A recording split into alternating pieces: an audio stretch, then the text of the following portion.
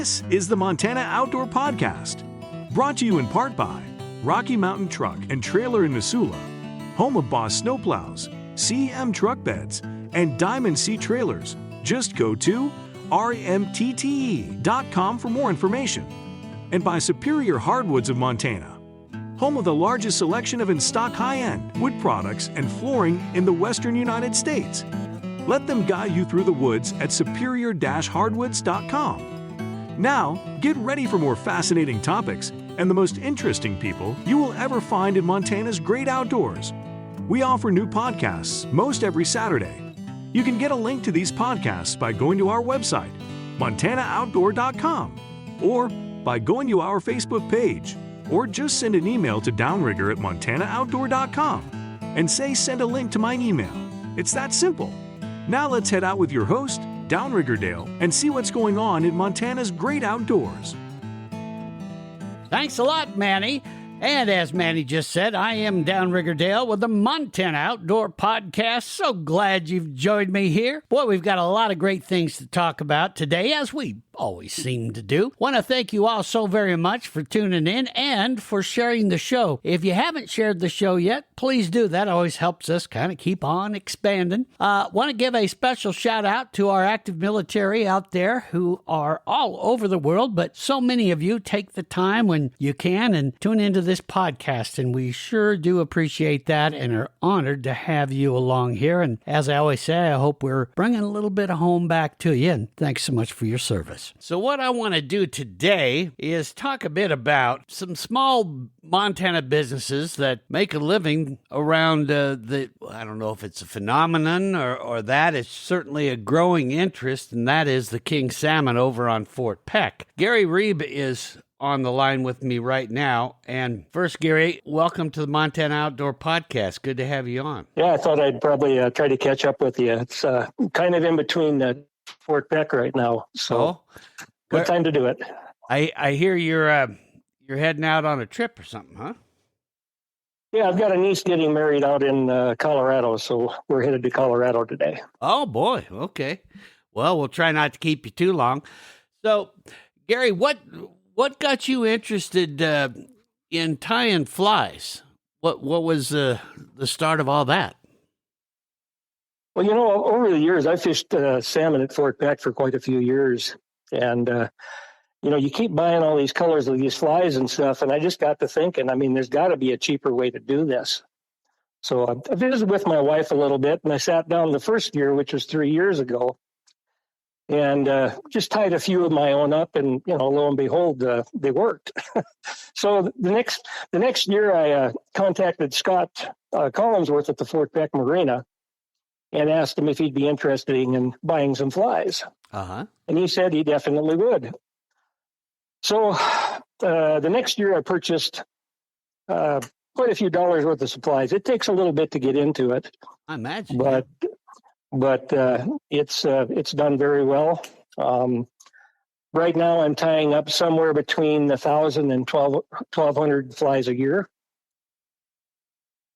And it's something to do during the winter months. It kind of keeps me out of the snow, and the guy can only ice fish so much. So right. So, Gary, what got you to the name Blackjaw flies? I assume it's because of the blackjaw on the salmon. Is that where we're going with that? Yeah, absolutely. I sat down there when I first started tying these flies in quantity. And I thought, man, what name can I call? I got to have some kind of name for these flies. And then it just hit me. You're fishing Chinook salmon, and what happens to a mature salmon in the fall? They get a black jaw. So thus, black jaw flies were born, and we call it the fever reliever. Yeah, well, and that's what people always say out there on Fort Peck is I got the blackjaw fever, because it really is a damn disease, isn't it? You get that thrill of you hit a 20+ pound salmon and the reel starts screaming and all that, and that's what hooks the fisherman. I've said often that really it's not the fisherman catching salmon, it's the salmon catching fishermen because once you experience that, you just got to get it again, and that's what keeps you out there 14 hours a day. It is the black jaw fever, and you're right. You put one of those on the end of the line, the black jaw fly will relieve the black jaw fever. Hopefully, good idea.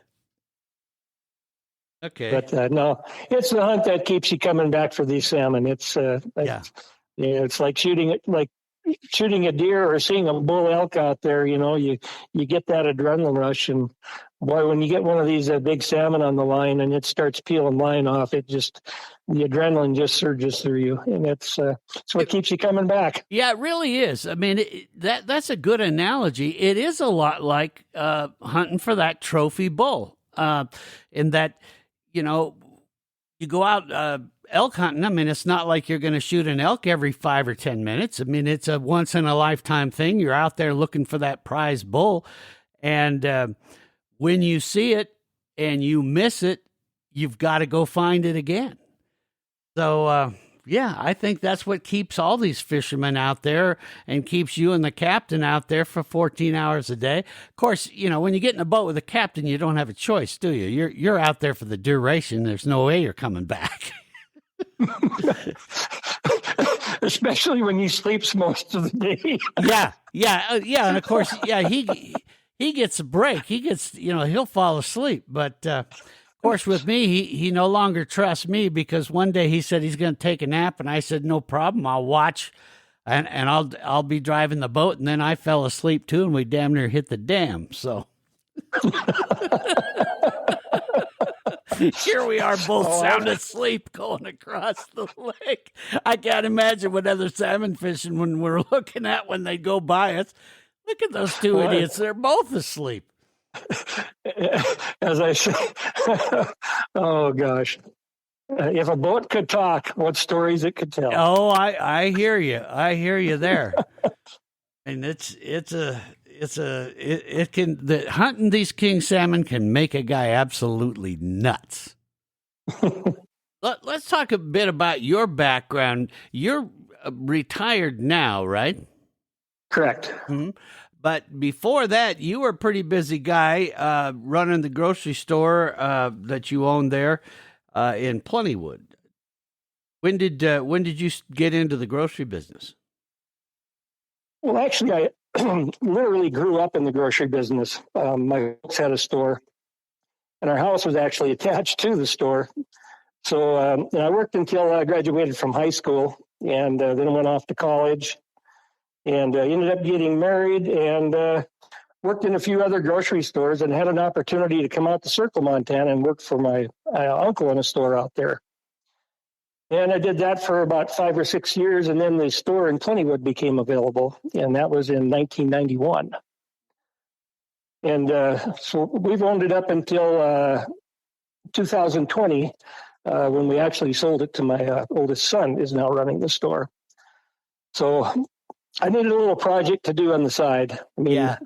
Well, when you get into a business like that, which keeps a guy extremely busy, and then you retire, it's hard to shift that gear into, being busier than heck and working sun up to sun down to then all of a sudden, well, now what do I do? So I hear you there. I kind of went through the same thing when I thought I was going to retire.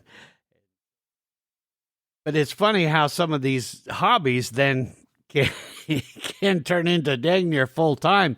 How long does it take you to tie one fly?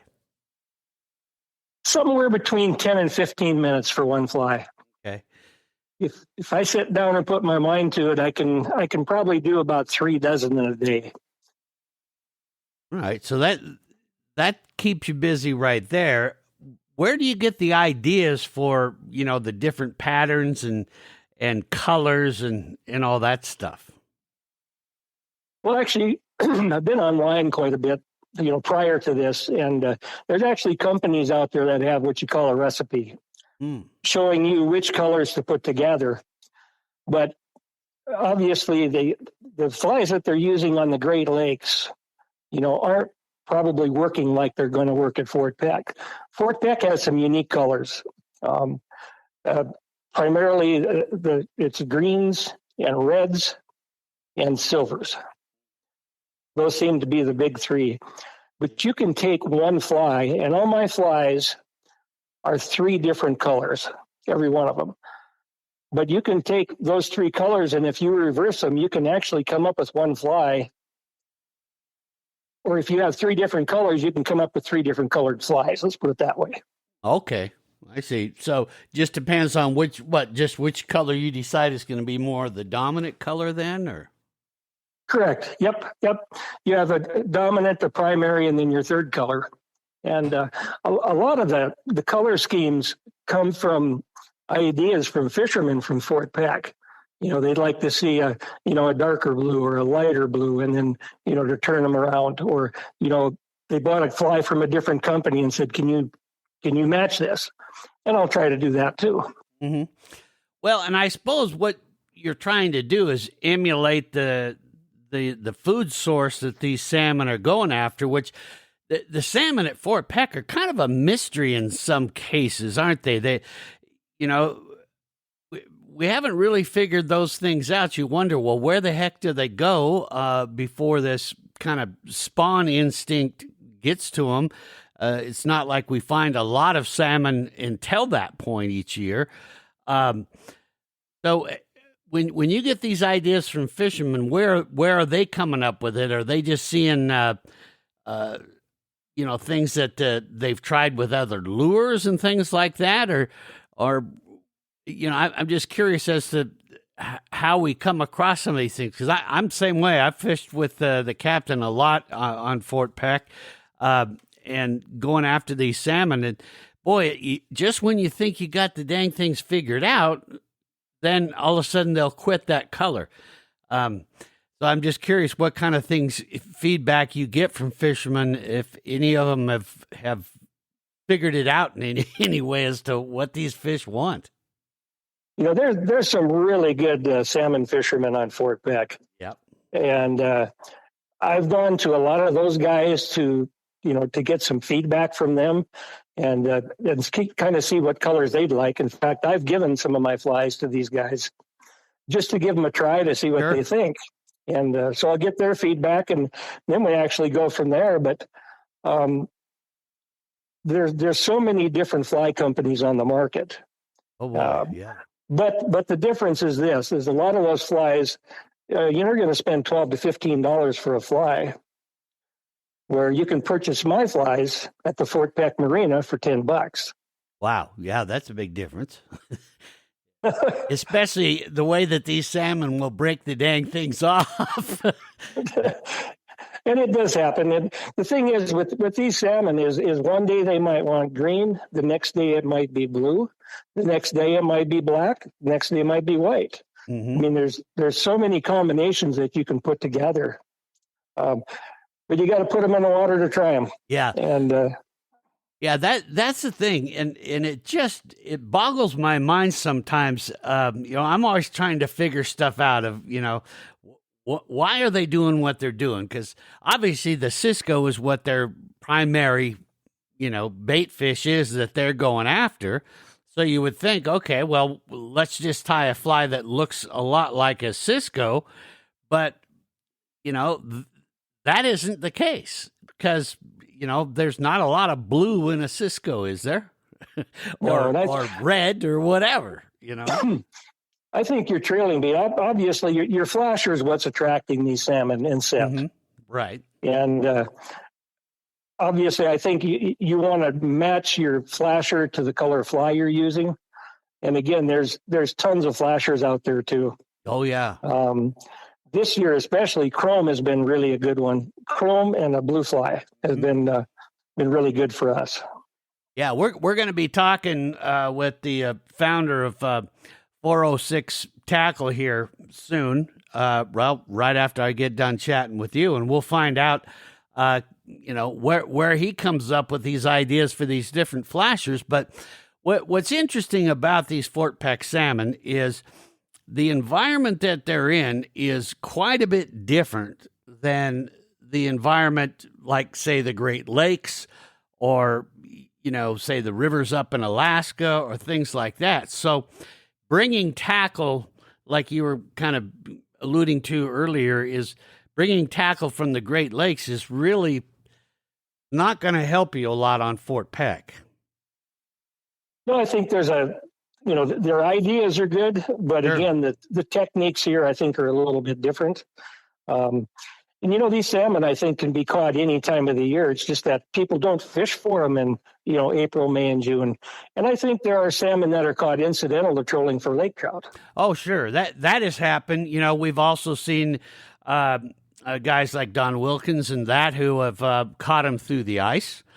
So they're out there. It's just that it's much harder to find them, in other times of the year if you want to go out and target the darn things and that, which, Fort Peck's a huge lake. But getting back to these colors and those sort of things, then, you look at the watercolor and imagine how the sun, shines through the water. I'm sure all that, plays into effect of what's turning that salmon on. So, let's say we figure out we've got this flasher on, and the chrome flasher seems to be bringing the salmon in. Then what do you think happens at that point that they've come to investigate that? Why are they going to then bite a blackjaw fly, do you think? A salmon, it is, in my opinion, is a very vicious fish, because when they strike, it's game on. Yeah, it's amazing, isn't it? Yep.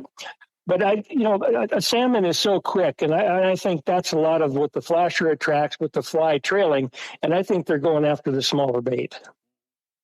So they're at that point they're in the neighborhood. That flasher's got them to the neighborhood, and then it's okay. I'm going to grab whatever the heck I see, and take it. And from what I understand is, and this is the way it was explained to me anyway, is that a salmon will first hit the fish to stun it and then swing around and eat it. Is that what you understand it to be? Absolutely, absolutely. In fact, this past week, fishing with the captain, we actually hooked a salmon in the front fin and got it landed. Really? About an 8 or 10 pound salmon. Wow. And so I think what they're doing is they come up and they do strike them with their body, and then they turn around and eat them. And that all is happening in a matter of like split seconds. Oh, absolutely. Which just amazes me, especially when you're looking at a fish, the larger ones getting up over 20 pounds, that they can come in, strike, hit a lure, and then swing back and grab it. And to the fisherman, it kind of seems like all one motion. As it gets transferred up to the line to you saying, oh, wow, I got a bite. But it's probably a sequence of things that's actually happening underwater.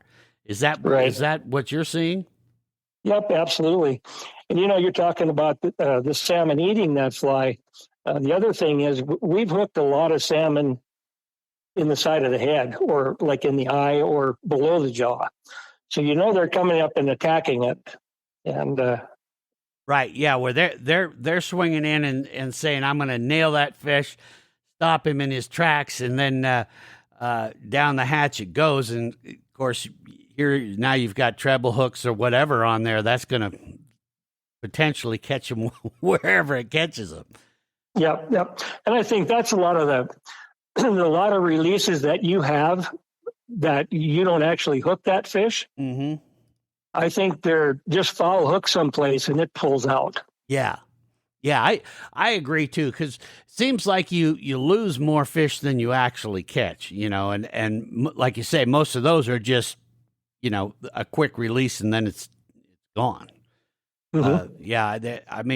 You do get some on, and then they'll find a way to spit the hook, but a lot of it is just those, what we think is a false release, when it's, like you say, probably a fish that went over and whacked it and and foul hooked it somewhere and it came out right away. So it's a mystery that will frustrate salmon fishermen on Fort Peck probably for the rest of time on Earth, I imagine. Yeah. What something I want to add to Rigger is these flies actually aren't just for salmon. I've heard of people using them, trolling for lake trout. They've actually pulled them for walleye, northern, and believe it or not, catfish. That's what was going to be my next question: is what else are you finding that fishermen use it? So, what salmon was what you originally were tying these for, I assume. Then, Yep. What you're finding now are fishermen that are saying, "Well, I'm going to give this a try for let's say let's start with say pike." What would be the color that fishermen seem to be having luck with if they want to use a blackjaw fly for pike? I would probably go with the chartreuses and the oranges. Okay.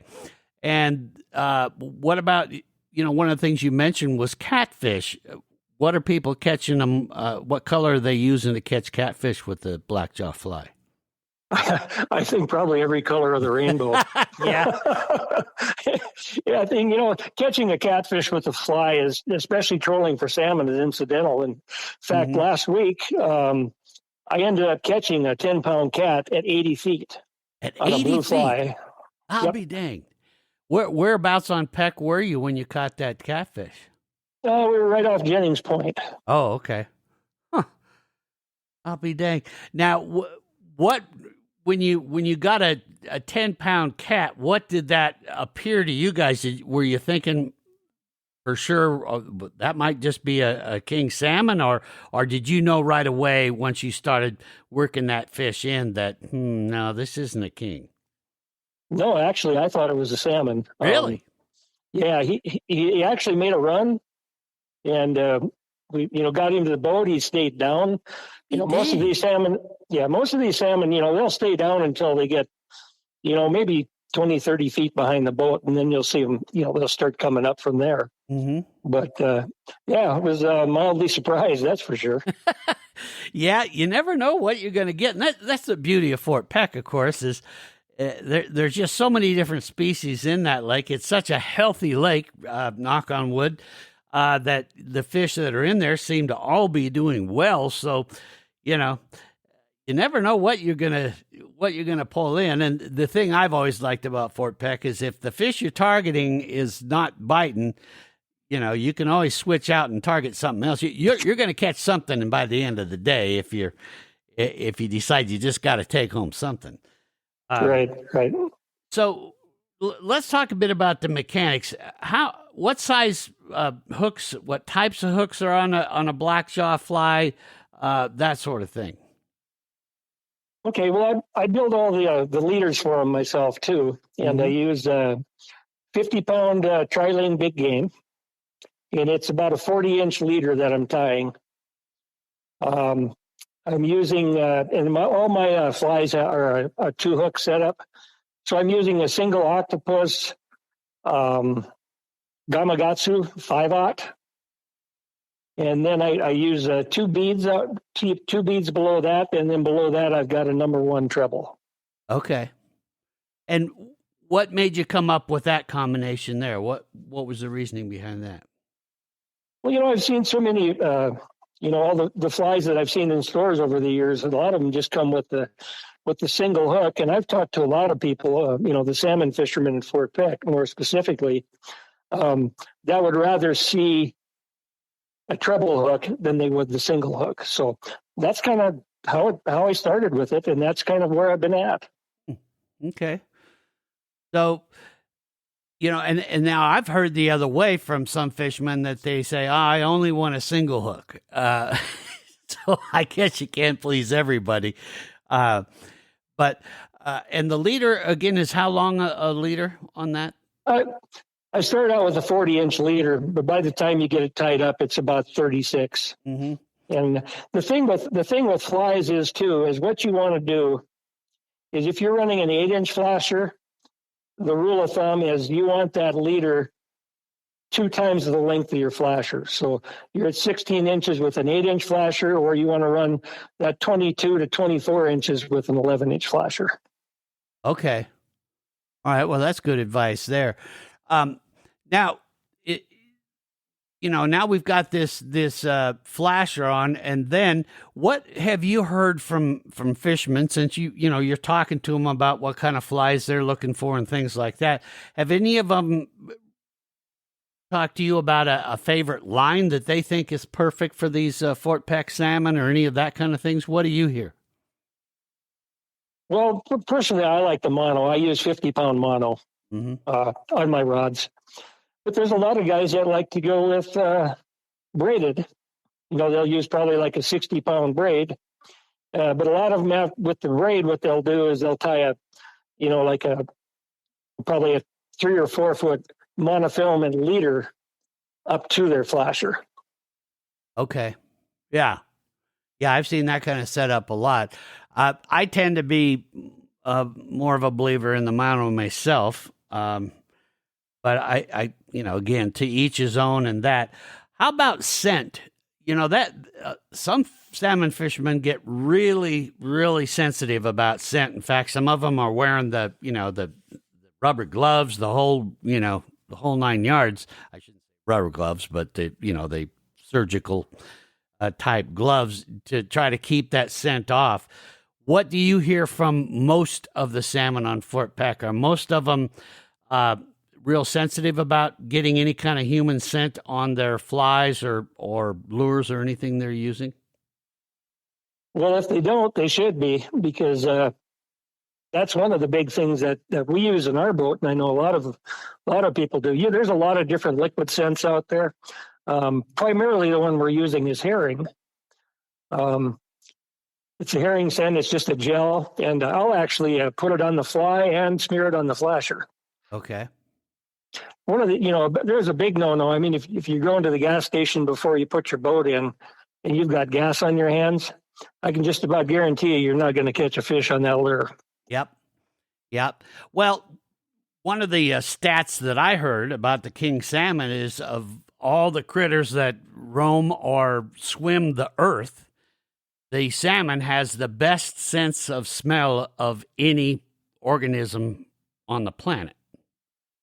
So if that is true, yeah, that makes a huge difference, because from what I've heard from biologists is salmon are definitely scent hunters. That's, sight will attract them, but they're long before they even see anything, they're using their sense of smell to find what they're, to find something to eat. Mm-hmm. So, yeah, I think scent's a big one. Now, I don't go as far as covering my hands in that. I agree. You want to make sure you have as neutral of a zero smell to them as all. But once you start using scent in that, I don't know if you have to be that careful with putting gloves on, but into each his own. What do you think as far as using the gloves? Well, I'm not going to use any gloves. I mean, that's each to his own on that. But yeah. There's a lot of times, too, that, we've got tuna fish in the boat. Mm-hmm. And I'll actually take and rub tuna fish on my hands before I set the lures. Mm-hmm. Yeah, my mom taught me that. She was really big into kokanee, and she would eat a tuna fish sandwich when we were heading out to where we were going to go catch kokanee, and then she would spit on her hands and rub that around after she was eating the tuna fish sandwich, and that was her little trick to it. So I think you're onto something there, because she caught a lot of kokanee salmon, I'll tell you. Actually, I'm just putting a plug in so we can sell more tuna fish at the store. There you go. Everybody get some tuna fish and wash your hands well with tuna fish. I can see the display now at the store in Plentywood. Well, actually, we're going to put up a tuna fish station at the Fort Peck Marina. There you go. A tuna fish hand wash station. Yep. Yeah, there you go. And it just happens to be on special at the grocery store in Plentywood. There you go. He's a marketing genius, ladies and gentlemen. We're going to take a quick little break here, Gary. And when we come back, I want to find out just how long you plan on doing this, since you took a hobby and now kind of turned it into a fairly busy business. We'll find out right after this. Hey, I want to tell you a bit about one of the great businesses that is responsible for making this podcast possible. I'm talking about my friends at Superior Hardwoods of Montana. They're a well-established Montana company with origins starting way back to 1977. They've been proudly serving the Missoula community and, well, far beyond that since then. Yeah, so no matter where you're listening, they can help you. Now, again, if you have been listening to this podcast for a while, you know that some of the things Superior Hardwoods is most known for are their extraordinary flooring lines. In fact, a majority of those are manufactured right there in their lumber yard in Missoula. And speaking of flooring, they just introduced the Timeless Pre-Finish series. Now, this is a series designed to simplify the overwhelming task of remodeling and replacing the old worn-out flooring in your home. This new series allows you to effortlessly transform any room pretty much instantly. This flooring is made in America and comes in pre-finished maple, hickory, white oak, red oak, ash, and reclaimed oak.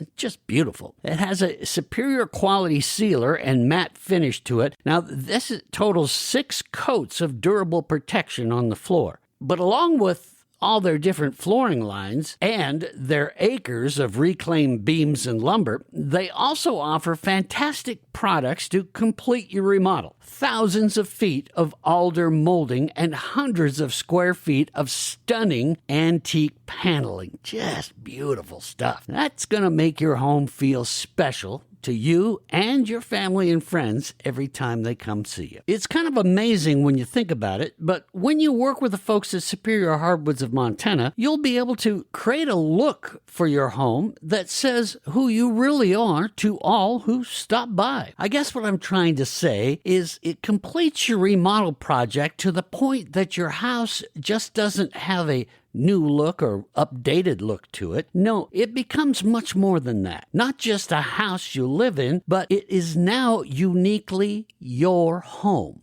And it'll feel that way, not just because the project is completed. No, it will feel that way every time you and your family and friends walk through the door. That, my friends, is the difference that Superior Hardwoods of Montana makes. Stop by their showroom in Missoula, Montana today if you can, or give them a call at 406-251-2272, or just visit their website. It's a great way to get to know them at superior-hardwoods.com. That's superior-hardwoods.com, and let them guide you through the woods.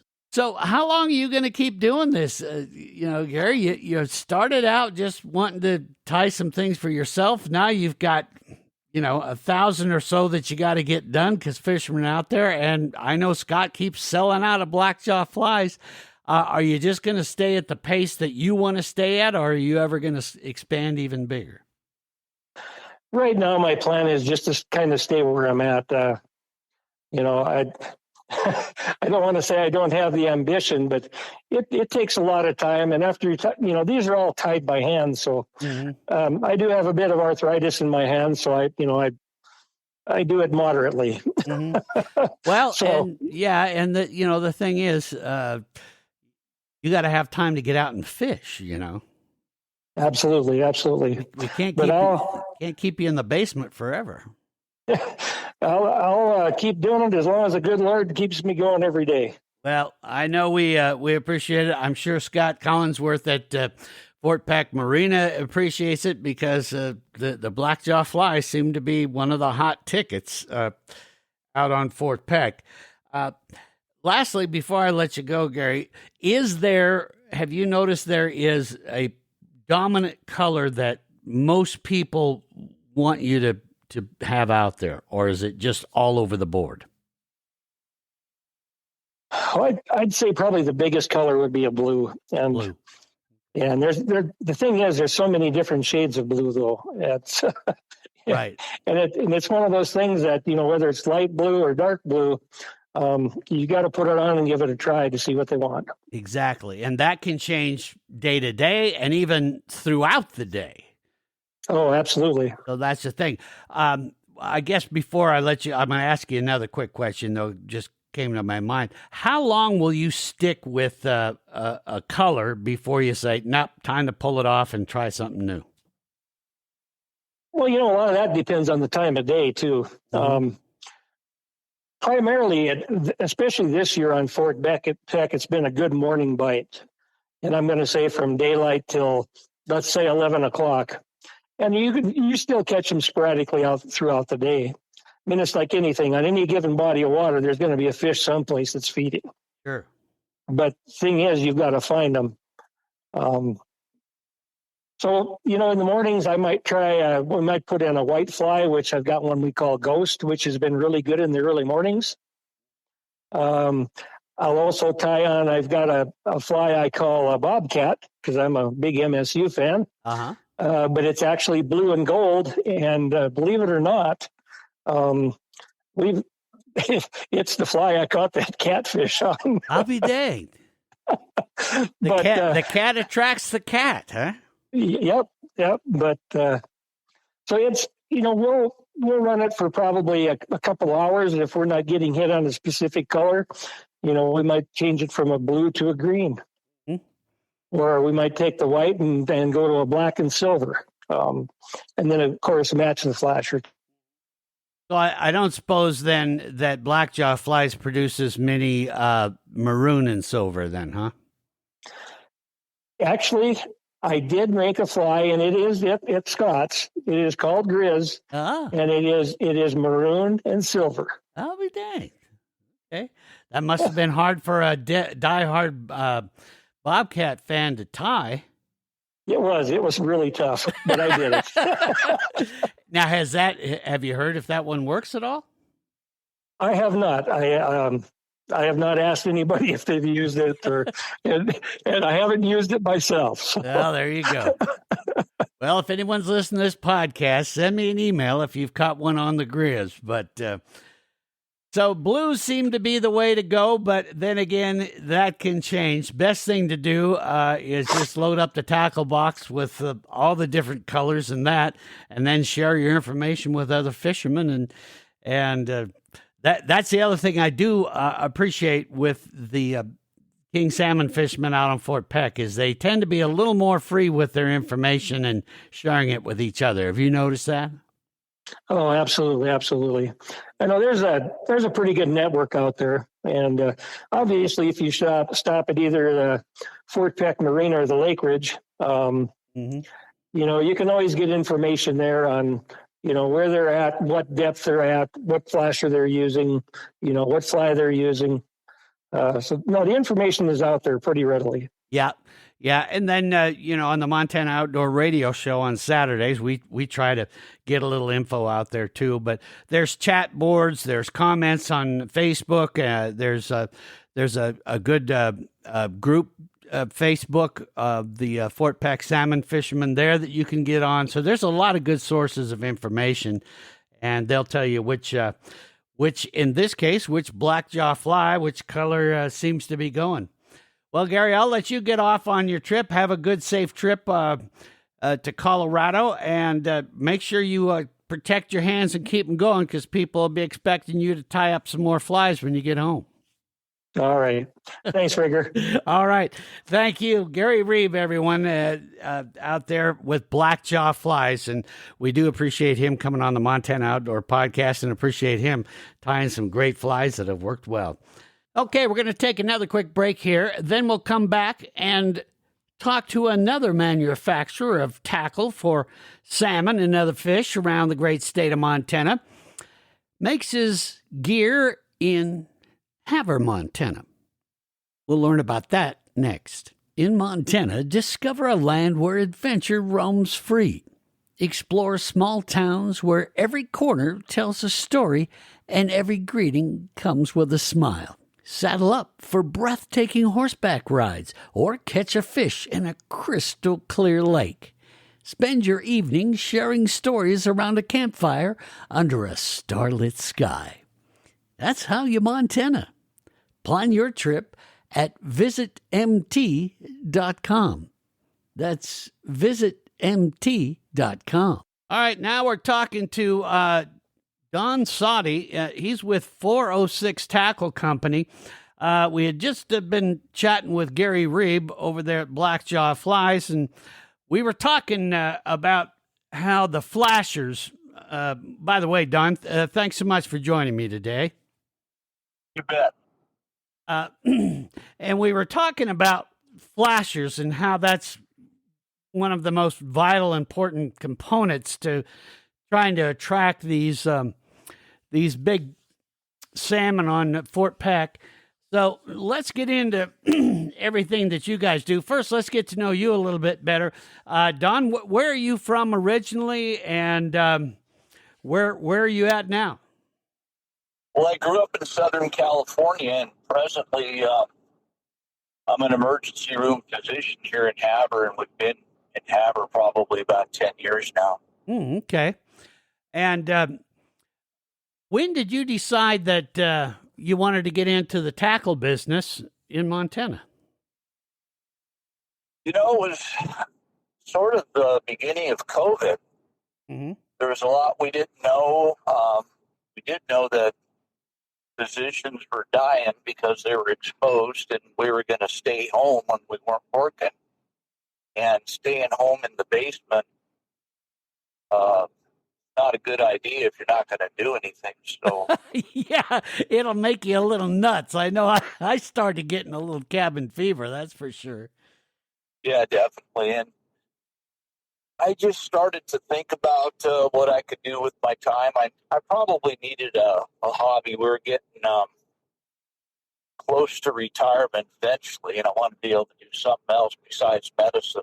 Mm-hmm. Well, Mm-hmm. and so researched it out, started playing around, had a lot of help from Eddie and Carrie at Lake Ridge. Mm-hmm. Just really good people, very smart people, good family.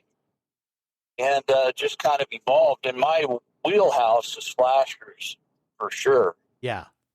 Yeah, I see those there at Lake Ridge all the time. In fact, I've used a lot of your product. Great stuff. I think some of the more innovative flashers as far as colors and that go, and that. What kind of medicine were you in? Did you have a specialty or? Yeah, and I'm still doing it. We're going to go part-time probably December this year, but emergency medicine. Emergency, okay. Yeah, I wasn't sure if I heard you right there. So I now that's got to be a pretty high-stress job. Do you find, going down in the basement and working on these kind of things is a nice change of pace for you then? Most definitely. Yeah. Most definitely. I would think so, because that's got to be a little crazy, especially during the COVID years there. So let's talk a bit about your product. One, we know it's available there at Lake Ridge. Is it available at other retail outlets? Yeah, so we just do mom and pop places, Lake Ridge, the Marina store, and then D&G Sam over there in Glasgow. Yeah. One of our on the Montana Outdoor Radio Show that we do, we have a what we call our preferred retailers, which are all independently owned sporting goods stores like Lake Ridge, as well as D&G and others around the state. So are those the only ones, or do you have other retailers besides D&G and Lake Ridge? Well, that's Marina? A good question. That's a great question. We actually were sitting with some larger national retailers, and then Shields, which is more in this side of the country. And Right. I love Shields. They got a great philosophy. They carry good products. But, I think the mom and pop. And then I do guides. So I have some guides out in Washington, and one of them, VIP Outdoors. He has a website. He develops products as well and carries, at least initially, our big silver flashers. But that is our wheelhouse as well as guides. That's where I want to be at. Those are the folks that I want to help. It's a hard job. They have thin margins. We want to help them out. We learn a lot from them. Mm-hmm. Well, and one of the things that I've been saying for a long time on this podcast and also on the Montana Outdoor Radio Show is that, if you really want to know I guess one way to put it is the inside scoop on waterways around the state of Montana, it's your locally owned businesses that really give you the straight information. They're anglers themselves. They are talking to guides. They're talking to all the other anglers that come through their shop. That's where you really get, in my opinion, probably. It looks like I. Oh, are we? Stale. There we go. Oh, okay. Yeah, I just heard a little bit of that. It looks like you fell out a little bit. What I was saying is for the locally owned retailers, that seems to be where you find the best information for a fisherman. You get that good local knowledge. And so, yeah, I think you were smart to target those as your main retail outlets, because that's really, for people that like to fish a lot and really want the information, those are the best places to go. Yeah, I agree, and it's fun for me. Mm-hmm. It's interesting. Guides and physicians actually have a lot in common. We were trained for years to be able to pick out patterns, and guides can pick out patterns of fishing and hunting with the wildlife, the weather, and all the other factors that go into play. And I didn't really realize that until I got into this, started visiting with folks. That's really interesting. I never thought of it that way, but you are exactly right. Wow.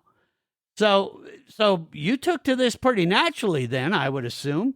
Tell us about the tackle that you sell right now. Obviously, the flashers are probably, I'm going to guess, are probably the most popular item that you guys sell, correct? That's correct. What else do you sell besides the flashers?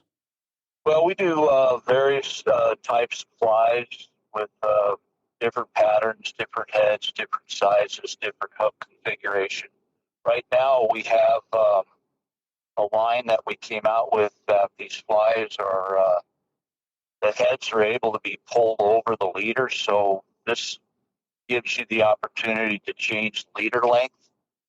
Also, storage on the boat is a lot easier, and action has just as much to do or more than the colors. And I think colors are important, but they're kind of down on my list a bit on what's really important for knocking down these fish. Mm-hmm. Yeah, the salmon, the keys are, one, you got to find where they're at. Then two, you got to find a way to get their attention and bring them in. I believe, and like Gary and I were just talking, once you can get them attracted in, then you're quite a ways there to having a great chance of getting one of these things. But they are a tricky beast. They will frustrate you to no end as far as trying to hunt them down and that. And Gary and I were just talking about that. That really is, I think, part of the attraction is trying to figure them out. That's exactly right. And, just like any other critter, you find them, they're going to spend a lot of time chasing the girls or by the grocery store. Yeah. And so if you can figure those two things out, then you're a long ways away. A long way there for sure.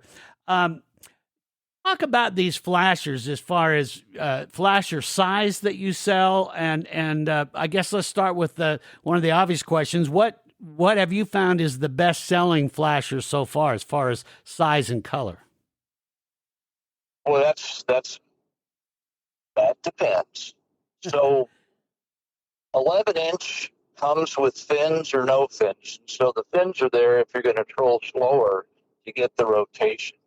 I think without the fins, maybe 1.9 or better. You got to go to get those to rotate. And although you don't need them always to rotate, it seems to work the best. And then we have a variety of finishes on those flashers, whether we're the only ones in the country right now running some of these colored chrome. And that was a difficult process because the chrome, you could lose it, you could chip it, but we have a manufacturer of those that really puts together a sturdy unit.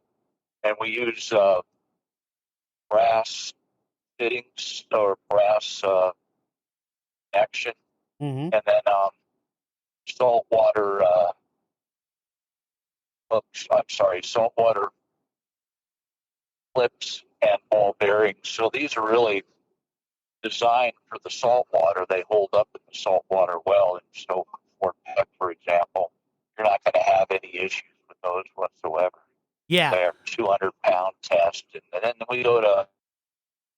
Well, we lost him. You guys could probably tell that Don was driving. So let me work on that. We'll take a quick break here. And when we come back, we'll reconnect with Don Soddy of 406 Tackle. Hey, gang, thanks for supporting and listening to this podcast. I can't tell you how much it means to all of us that you're here. And speaking of support, we would not be able to do this podcast at all if it weren't for sponsors like Rocky Mountain Truck and Trailer. It is truly an honor to have Rocky Mountain Truck and Trailer on our team. You know, if you own a trailer, you ought to think about adding them to your team, too. They can service your trailer, and when it comes to repairing trailers, well, you won't find anyone better at it than Rocky Mountain Truck and Trailer. If it's parts you need to do your own service and repairs, well, they are the place for that. Another thing you may not know about Rocky Mountain Truck and Trailer is they install all kinds of accessories for the truck that pulls your trailer. Whether it's just the necessary items to help your truck get the trailer down the road perfectly, or all those gadgets and bells and whistles to dress your truck up a bit and, well, make it your unique style. And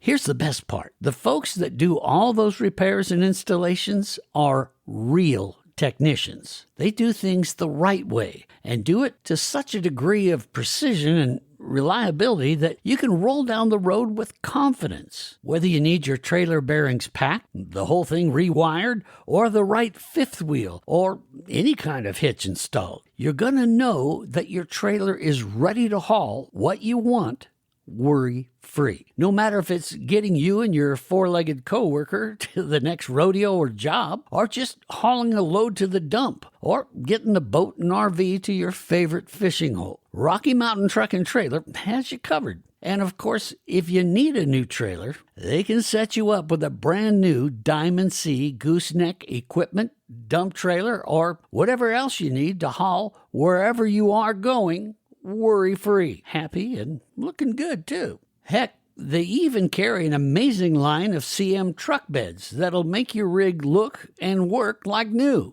It's what they do at Rocky Mountain Truck and Trailer. They're in Missoula, or you can find them on the web at rmtte.com. That's rmtte.com. Rocky Mountain Truck and Trailer. Go see them. In Montana, discover a land where adventure roams free. Explore small towns where every corner tells a story and every greeting comes with a smile. Saddle up for breathtaking horseback rides or catch a fish in a crystal clear lake. Spend your evening sharing stories around a campfire under a starlit sky. That's how you Montana. Plan your trip at visitmt.com. That's visitmt.com. Okay, we have pulled Don Soddy out of the cellular abyss and got a good connection back with him. So, Don, right now you're traveling to Fort Peck, right? That's right. Mm-hmm. So, we're talking about your flashers and the fact that, you know, you really use that great hardware, mainly going with the saltwater pieces that, you know, we tie the flasher onto and all that. And you were saying that's just the main reason for that. Obviously, Fort Peck is freshwater, but and all of Montana is, but that's just for durability, right? That's right, and we get good ball-bearing swivels, and so we get good action off of that. The hardware people aren't going to have to worry about. It's not going to break, and it's easy to put your terminal tackle on and off. And if you're busy fishing, you don't want to be messing around with nothing. Well, I'm going to ask you something that probably is going to make me sound stupid, but I know that flashers work. They are, in my opinion, one of the most necessary things you've got to have if you're going to go after the big Chinook or king salmon out there on Fort Peck. And when I look at flashers, a lot of them will have that little, looks like a little fuse on the back of them. What the heck is that little fuse? And does 406 use that? I have in the past. I'm not sure the validity of those, and I'll tell you why. Their Patrol has those, and they are supposed to emit a charge, and so I think that the charge, as far as I understand, and I may be wrong, does not travel that far. And if you've got the flasher 30, 36 inches above your bait, and you've got your salmon coming in either from the side or from behind, I'm not sure that is what we call, at least in medicine, clinically significant or fishing significant. Right. I know that it puts a charge out. I know that fish in some ways are attracted or detracted from that. I'm just not thinking that travels that far. And even the amps that are in like the Canon downriggers, you can adjust your milliamperage. Right. I don't think it travels that far. Go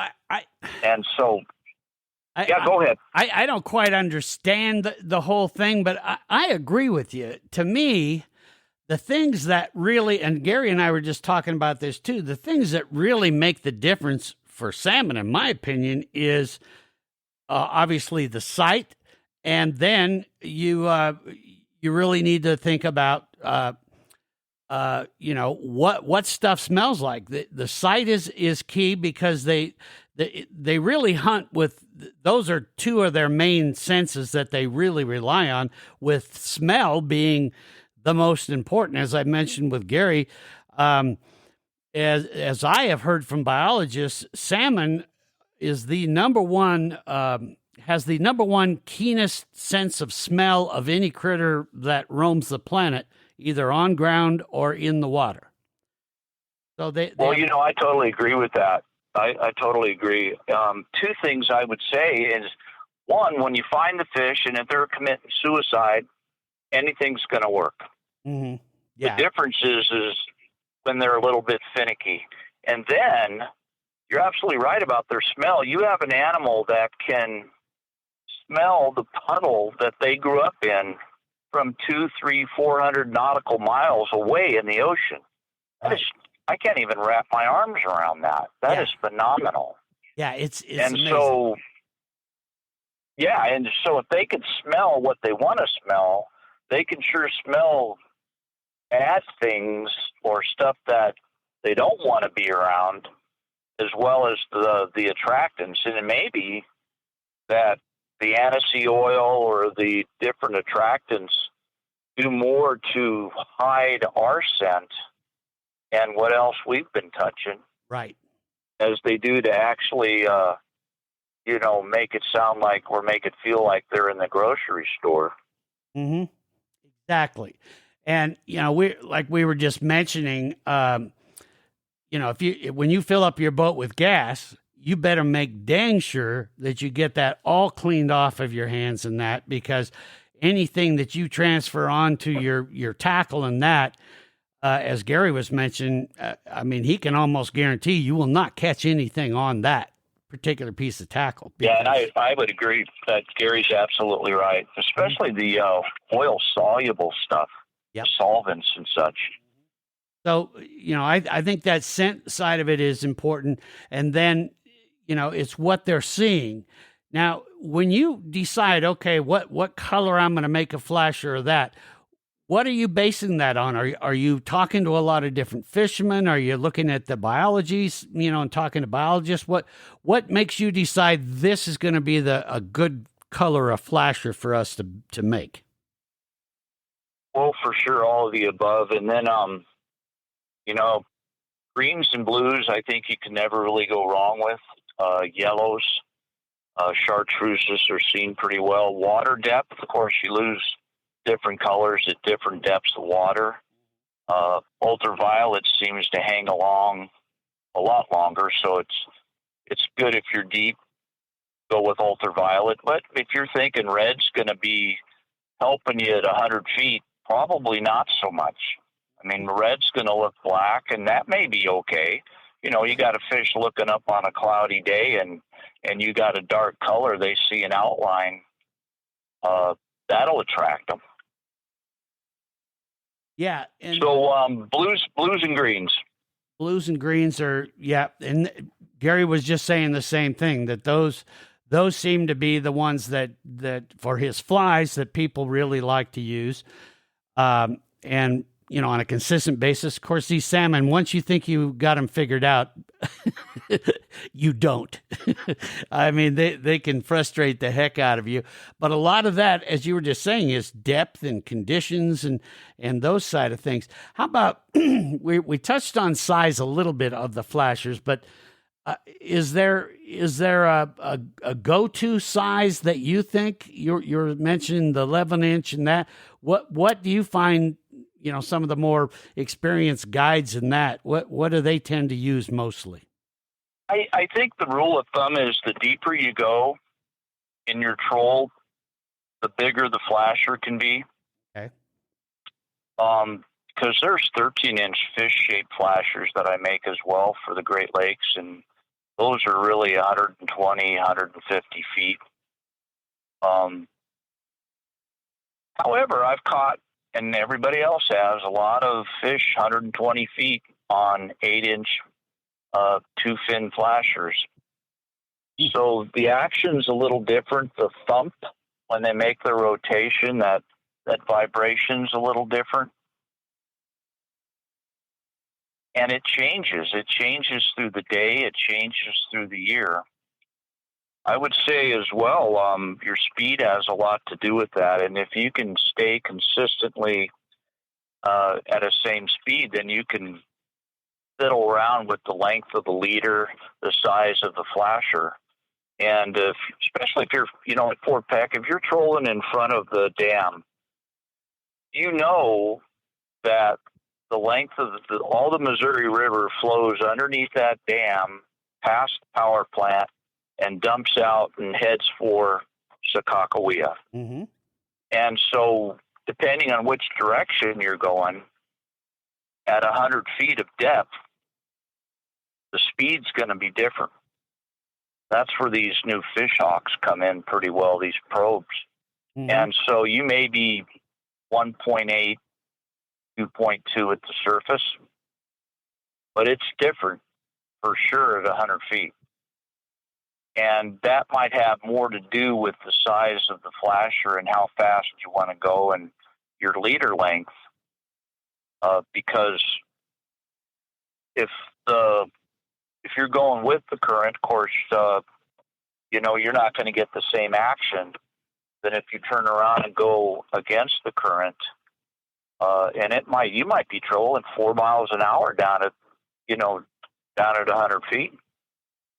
And that's totally different action than you're going to get at 2 miles an hour on the surface, or maybe even 1.5 miles an hour going with the current.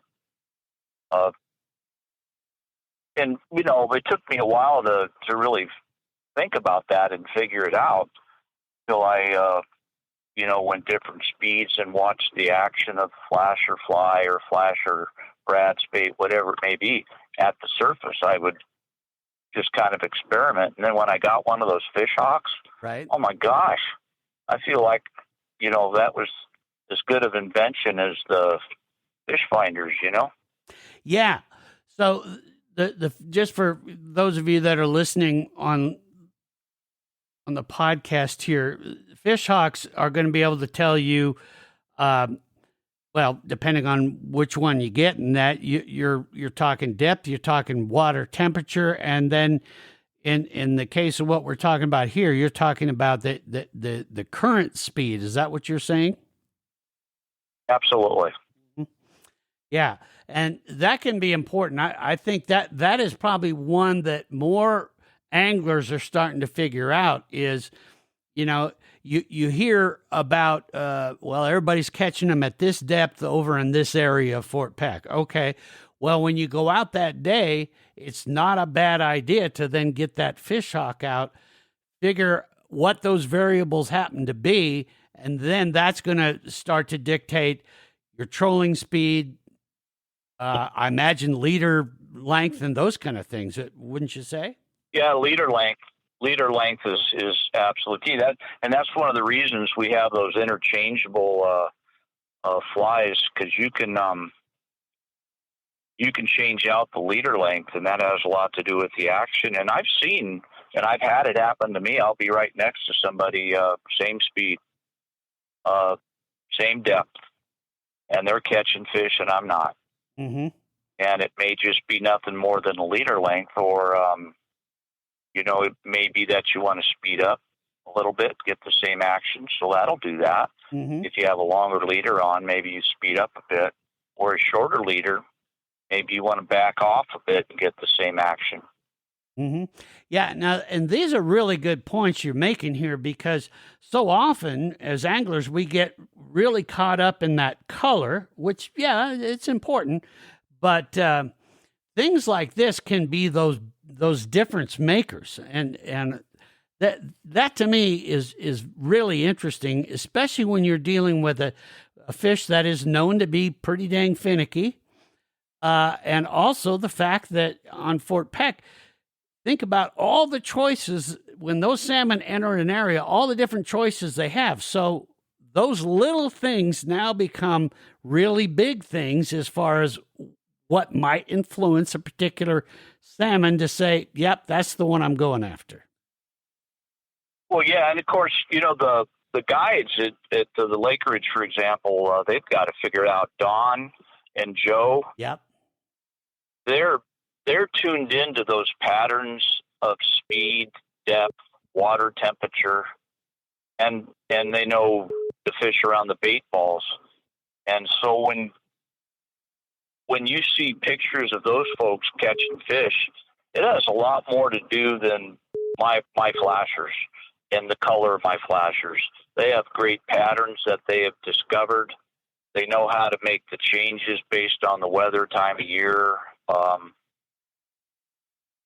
And so, like I say, with guides, there is a lot more to it than maybe somebody would at first glance see. They're all the time thinking. When I've been out with like Joe at Get the Net, you can just see his brain is turning all the time. He's looking around. He knows speed. And that's what they're thinking about. Mm-hmm. And again, back, especially for those of you that listen to this podcast on a regular basis, which I know there's a ton of you, and thank you again. But that's another thing. If you have not fished for these salmon before, or maybe you have, but you haven't done it on Fort Peck, hiring a guide for the first day or two is really an excellent idea. Because then you can see, okay, you just went to Lake Ridge or over there to Fort Peck Marina and you bought a bunch of 406 tackle. Well, now it's great to hire a guide to be able to see, okay, what length of leader are they using and why and all that. And all these guides are more than happy to teach you all this stuff. That's what they do. If you've listened, I've had Don Wilkins and people like that on this podcast. And they are wide open books of helping their clients learn how to do this. And boy, when you get some of that instruction, so now you got all these great tools like your tackle there, and that now you've got someone that really knows how to use those tools and make that right presentation. So something for all of you to think about. If you're going to drive out to Fort Peck and do all this, probably worth the investment to get a guide. And that kind of completes the whole circle of what you're trying to accomplish here. So as far as new things out, is there anything new with 406 tackle that people might want to look for when they hit the store? Well, yeah, there is. We're doing different layering of colors and UV and glow. And of course, you want to use your glow at the edges of the day. And then when the sun gets up a little higher, maybe start on your UVs and other more flashy things. The other thing I would add too is as the season matures and the fish are starting to think about going in the harbor, really they just stop eating. Yeah. So, and in that case, you don't want to really maybe imitate a minnow. What you may want to do is just simply piss them off. Right. Because they're especially the bucks. Oh, they're going to be ornery. Mm. And so if you get something out there with a little more action and, they might be more tempted just to make an aggressive strike at it rather than eating it. But for us, we've invented some things, and one is a clear UV tape. The ones that are on the market right now are all colored, and so you have to adjust for that if you put anything underneath of it. We also have, at least right now, some of the only colored flashers in the country. I see that other companies, Great Lakes, West Coast, are starting to come out with some colors. I think that's a good thing. And these are high quality chrome as well, so they won't, get all nicked up when you play hockey on the deck with your flasher, because they're going to get kicked around. It happens, especially when you get one of those big ones in the boat. They go all over the place in there. So yeah, that can happen. I think the other thing we're trying to do is maybe match the flasher and the fly, or the flasher and the bait. I know that they started doing that at the Lake Ridge and at the marina. Scott's really pretty clever about that down at the marina, and I see a whole shelf dedicated to that up at the Lake Ridge. One of, can't remember her name, but one of Harry and Eddie's daughters did that, and I thought she's got a good eye. Yeah. And earlier in the podcast here, Gary was talking about that very same thing, that, taking some of those blackjaw flies and trying to match those up and match those colors up seems to make some sense and seems to make a pretty big difference. And I would be perfectly happy if we matched up with blackjaw on 406 flashers as well as Beavis flies. I think Randy's he's just an artist. He makes the most beautiful fly I've ever seen anywhere, and I wouldn't mind seeing some of those matched up with 406 or cooperate with Randy on that. And I think there's a lot of cooperation amongst the fishery too as we build our fishery here at Fort Peck. Mm-hmm. Yeah, and that's the other thing about going with these local tackle companies like 406 and Randy Beavis and Blackjaw Flies, and that is the people that are creating this stuff are fishermen, and they're fishermen where you're fishing.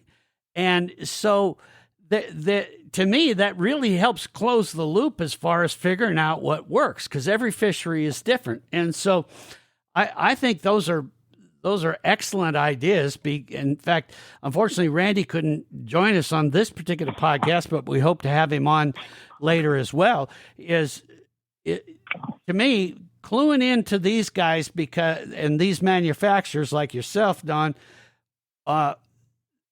you're doing the research for the area and finding out from other anglers and that. So to me, it just makes sense. You're looking as an angler, like myself, I'm looking for every little advantage I can take because if I'm going to spend 14 hours out on the water, I want to find stuff that's going to work.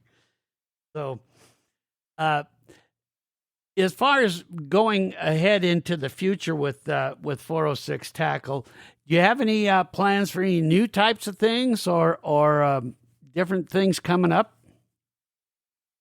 Well, interesting you should ask that. I got an airbrush. Oh. And I'm just going to fiddle around with that. I'm sure I'm going to waste a whole bunch of flashers and have to sell them for $1. They'll catch fish, but, you can't really put them on the shelf too much. Yeah. But I got an airbrush, and I'm going to learn that. That's a really interesting idea because now with an airbrush, you could get into lots of little subtle changes and things. Yeah, well, and they do a lot of that in the Great Lakes. I know Salmon Candy uses airbrushes. I see that a lot of other folks are using airbrushes. And I kind of resisted for a while. I was a little bit intimidated, but I did an airbrush for somebody for my very first time last month, and I'm gonna start airbrushing a little bit here and there. When do you think those might be hitting the shelves? Oh, next year. Okay. Well, I'm fishing the rest of the year, so I'm pretty much done building, except for some of our local guys that run out of stuff. I'll stay up and do a little extra work at night for them. But no, I'm fishing. It's not this year. Well, we'll have you back on the podcast again, and we'll get an update of some of the new items and new things that are coming out. Before I let you go here, are there any like hard fast rules that you have found, as far as like leader length or size of fly or any of that kind of stuff? Okay, go ahead. Yeah, good question. So rule of thumb, 3 times the length of the flasher. So 8.5 flasher be 18 to 21, 24, right in that area. 11-inch flashers, maybe 30, 33, 36. That's the rule of thumb. The shorter the leader, the more whippy action you're going to get. I would say, too, with using hard baits behind them, you don't want them so close that they're going to alter the action of the flasher. I've seen that happen. We do put LEDs on some of our flashers, and I've got some flashers I'm building with the LED in the middle of the flasher. We know that light attracts, and so maybe on some darker days, and I'm actually going to experiment. Full moon, I think, is in a week or two. I'm going out at night, and one thing, I can get away from them light bass flies, which is good. And then I can fish at night and try to see what the fish are doing on a clear night with the moon out, because I know they're feeding. I've seen them just shut off for 3 days after the full moon, or during the full moon. So I know they're feeding, and I can get out in the main channel and feel fairly safe and kind of putz around and just see what I can get with glows and with LEDs. But rule of thumb, 3 times bigger than the flasher is would be a good rule of thumb. You wouldn't want to run a 36-inch length flasher behind a little 8. We do meat rigs, which are a series of flies, and then there's a meat head or a herring head that independently turns as well. I don't really, those are just so labor intensive. I'm not sure if I really want to do too many of those. Yeah. But they catch fish. They do catch fish. Boy. Yeah, there's days, or even series of days where meat rigs are the only thing that seems to bring them in. So yeah. How about as far as the length away from the downrigger ball? What do you recommend there? Well, there's a rule of 100. So if you're at 60 feet, maybe 40 out. Okay. you're at 70, maybe 30 out. Certainly, you can bring it in tighter the deeper you are or the farther away you are from the boat. So the folks that, and I do it too, if you're running, your copper out on planer boards, you might be able to be a little tighter to the copper end, and that helps with landing and so forth. And then if you're using dipsy divers or other manufacturers of that away from the boat, you might be able to get a little tighter, although you got to consider the dipsy because it's going to affect what's going on. So there's dipsies that are black. They don't have as big of a footprint, a little more stealthy. And then you've got UV dipsy divers. You've got these new slide divers that you can actually run up the line, and then when the fish hits, it goes down the line. So when you go to boat the fish, you're not dealing with having to hand crank that in like you would with some of your dipsy divers or other divers that you're using. So just so I understand on the dipsy, because a lot of folks use those, you want to be further away from the dipsy or closer? Well, gosh, that it just depends. There's dipsies that are designed actually to attract fish. They've got UV and colors. Yep. Yeah, they do. And sometimes the dipsies, their action or just being there will put off the fish. Other times, they don't it doesn't seem to matter. Mm-hmm. So that's a hard question to answer.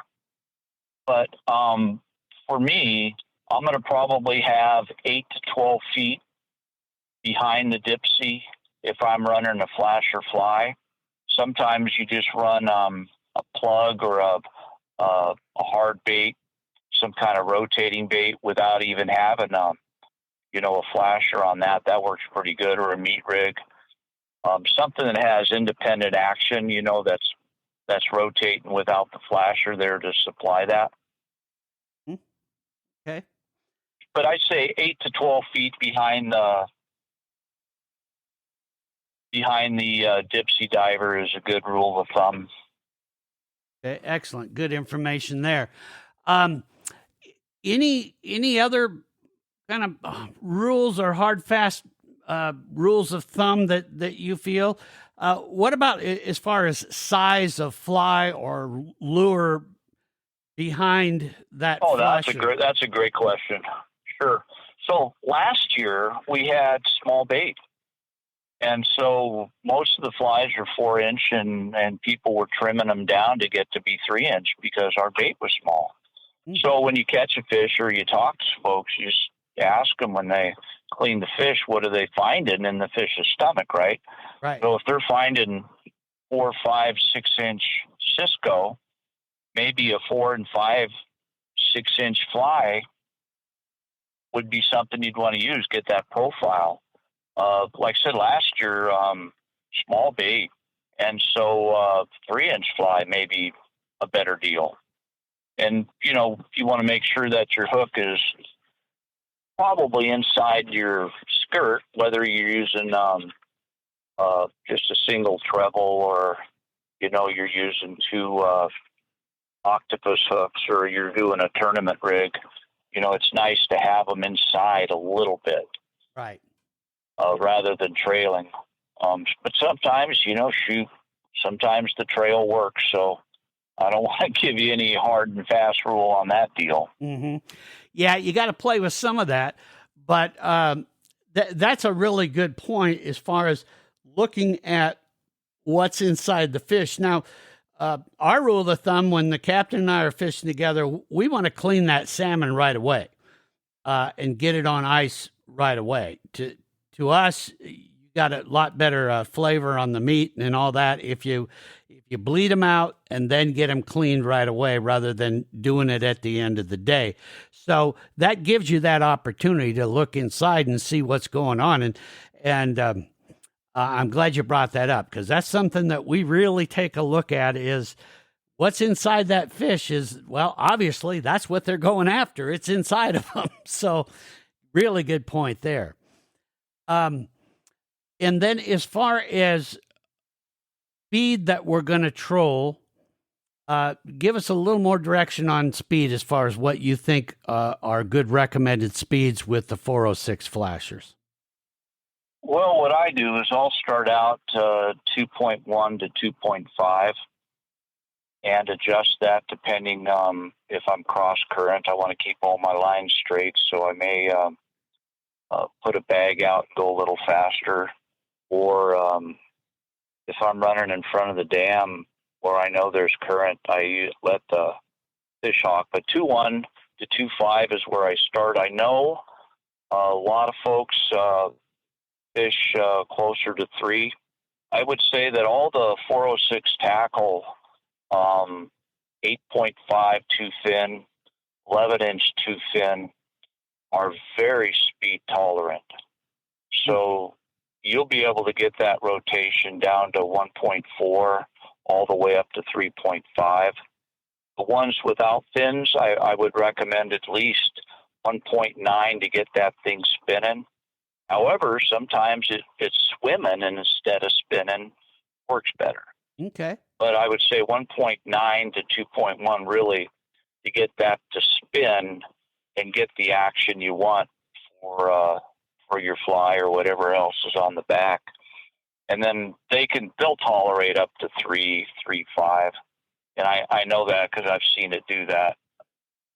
I do have smaller flashers that I'm going to bring out and start looking at more. They're 5.5 too thin. And so I can't speak to that really with any authority right now. Maybe more for lake trout or kokanee or in those fisheries. But 2.1 to 2.5, I think, is a great place to start. Okay. Now, quite a while back, I had Bob Loomis on with Max Lures, and we were talking about kokanee fishing and that. And he was talking about a flasher that I think they've come out with now, but they were working on that, that actually delivers scent as it's operating. Is that something you guys have looked into? Now, I haven't talked to any fishermen that have used this new flasher that's delivering the scent, but it sounded. No, I know what you're talking about. The flasher folds in half, and in the middle of that fold, sort of like the hard bait where it folds in half and then it has a sponge in there. Right. They'll have a pad that maintains scent, and then the water will flow through that and deliver scent out the back. And I think that's a pretty good idea, but be cognizant that fish are going to charge your flasher before they smell it, I believe. And you've seen enough pictures of video where they come up behind it and they kind of look at it, maybe nose it, and then just swim away. Mm-hmm.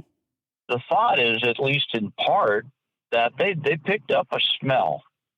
And so I don't know. Again, we talked about scent being maybe a good way to disguise other scent. Right. Even if you're rinsing your water in chlorine water, city water, I mean, they're going to smell that. Mm-hmm. And so you might want to use distilled water when you wash your lures. And I think most folks use Dove or what's the other one? I got it on the boat. I can't remember, but for washing, Mm-hmm. Yeah. And then maybe spray your stuff with some aniseed oil and water. I think that's probably a good. You can only do so much because that, especially the thicker scent, just gets, it gets kind of sloppy, right? Especially leave it out in the sun and you get to smelling that in a day or so. Well, yeah, and you got to be a little careful of the scent. At least that's the way I think, because sometimes it could do you more harm than good if you're hitting the wrong scent that's not matching up with what they're targeting as a fish. You might be running them off as much as you're bringing them in. So, again, you got to play with it. Well, that's a good point. Got to play with that. Yeah, there's not too many outfits out. Anybody comes up with a good Cisco scent. Yeah. You can't use Cisco parts. That's right. That's a no-no. But using Cisco scent like you would with herring oil, or I know there's one outfit that says they do that. I can't smell it, but I'm not the best smeller in the world. I tried to smell that and then put a Cisco next to me, and so I can't tell. Right. It's like almost scentless. I don't know. But amino acids certainly trigger. We know that. Mm-hmm. So depending on, which amino acid you're using or a combination, they can trigger a bite. Well, and like you said, we're talking about an animal that can smell where they were born 400 miles away. So they probably have a little bit more of a detailed way of figuring all that stuff out. So, yeah, I mean, the variables go and go and go. But if you start with, as you were just saying, some of those rules of thumb and then work back. Lastly, one of the things I wanted to ask you is what other fish do you recommend you can target with your 406 tackle? Oh my goodness, we've caught just about every fish. I've caught catfish, lake trout, for sure lake trout, mm-hmm. All the trouts, rainbows, and of course the salmon, pike we've caught walleye on them, just totally unexpected in deeper water. I don't know what the heck they were doing, but it tells you that there's a population of walleye that probably doesn't live on the bottom and, hunts a different way mm-hmm. or live in the bushes. Mm-hmm. I would say any of the predator trouts, and in our lake, Fort Peck, for sure, lake trout. Yeah, I've caught so many lake trout on one of our just a simple UV green paddle that I think it was Taylor from Lake Ridge taught me that one. Captain Taylor, I should say, taught me that one on with one of those Mike Bates fire tiger patterns on the back. Okay. Or maybe it was a Brad bait. I can't remember right now.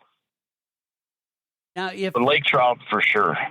If folks want to take a look at all the different 406 tackle, obviously they ought to go into the Fort Peck Marina or, as you were saying, Lake Ridge with Eddie and his gang, or D&G and those. Is there a place online that they can go to get more information about 406 tackle? There is not. There is not. And I'm debating whether I really want to do that or not. Be honest with you, I like making custom stuff for people, and sure. I'm not really wanting to sell them online. If you want to, there's some, and by the way, you're not going to find the same thing at the marina store as Lake Ridge or over in D&G. They're all completely different for those stores. They're custom for those outfits. Okay. And I make sure that way they don't compete against each other. The colors, the actions, pretty much the same, the hardware, but I try to make them maybe a little bit different. Well, I do. I make them different. Yeah. Well, and that's a good point. And that, again, kind of relates to what I was saying earlier is these stores are talking to their regular customers, finding out what's working, and then the inventory they carry is reflecting that too. So all really, really good points. Now, if folks would like to get in touch with you and say, hey, I was using this and this worked, or if they have questions about your tackle, is there a way they could chat with you as far as reaching you by email or that, or would you rather them contact me and then I pass it on to you? No, I mean, they just need to know that I'm not going to sell them anything that right. is coming from. Yep. So I would say 406 Tackle CEO at Gmail. Okay. Or Facebook would be a good place to start. Okay. Yeah, and I'll put I would be delighted. Yeah, I'll put a link to that email in the podcast description. When you folks that are listening, when you came to it either through Apple Podcasts or Spotify or YouTube or any of that, in the podcast description, if you look a little further down, you'll see in bold it says links, and below that, and I'll put a link in there for the email and that, so that you folks can, share some of your info with Don, so that he gets an idea of what's working for you, or be able to answer some questions and that, or if you're wondering, hey, where can I find something like this? He'll be able to direct you to that particular retail location to find what you're looking for. So, yeah, we'll get that info and out. Dale, one other thing I wanted to make sure people know about. I've made a big effort to try to get everything made in America, made in USA, and then put together in Montana. And it's not easy to do. No, it isn't. Some of our Japanese, we've got glow that comes from Japan that just works better. Some hooks that come from France, they're just better quality in certain situations. And the way I look at it is, the two biggest guys on the block are going to get into it one of these days, USA and China. And I just, our kids are going to be coming home in bags, and that's just a reality. I hate to say it. And I'm just not going to have any part of helping that out in a bad way. You know what I mean? Good for you. Good for you. I know exactly what you mean, and I totally agree. I mean, why are we lining the pockets of people that don't like us? Yeah. I'm with you there, without a doubt. Well, that's all great information. Don, I want to thank you so much for spending so much time with me today. I want to be able to have you back on, so hopefully you'll come back on down the road here, and we can get some more information about what's going on with 406 and that. And, thanks for what you're doing for the local anglers in Montana, because what you got is a-working. All right. Well, thank you very much. And myself and my teenage boy going to college, we're going to go slay some salmon. Go get them, and be sure and send me some pictures if you catch anything, so we can put those up on MontanaOutdoor.com and shoot us a few pictures of what you used to get them, because I always love sharing that information too. So, all right. Don Soddy, thank you so much with 406 Tackle. Thank you so much for spending time with me today, and we'll be in touch soon to follow up with you. All right. You have a good weekend. See you, Don. Well, there you have it, folks. Great discussion with two local tackle manufacturers that have certainly produced some things that have done really well with those big kings on Fort Peck and other species of fish as well. So many thanks to Gary Reeb of Blackjaw Flies, as well as Don Soddy of 406 Tackle. Thank you all for joining me. Have a good time out there, folks, no matter where you're fishing. Be careful, be safe, and be good to each other. We'll see you next time here on the Montana Outdoor Podcast. Thanks for listening to the Montana Outdoor Podcast. It has been brought to you in part by Superior Hardwoods of Montana, home of the largest selection of in-stock high-end wood products and flooring in the western United States. Let them guide you through the woods at superior-hardwoods.com. And by Rocky Mountain Truck and Trailer in Missoula, home of Boss Snowplows, CM Truck Beds, and Diamond Sea Trailers. Just go to rmtte.com for more information. So what did you think of today's podcast? Send your questions and comments to Downrigger at montanooutdoor.com. We should be dropping a new podcast this next Saturday. Until then, we will see you soon out in Montana's great outdoors.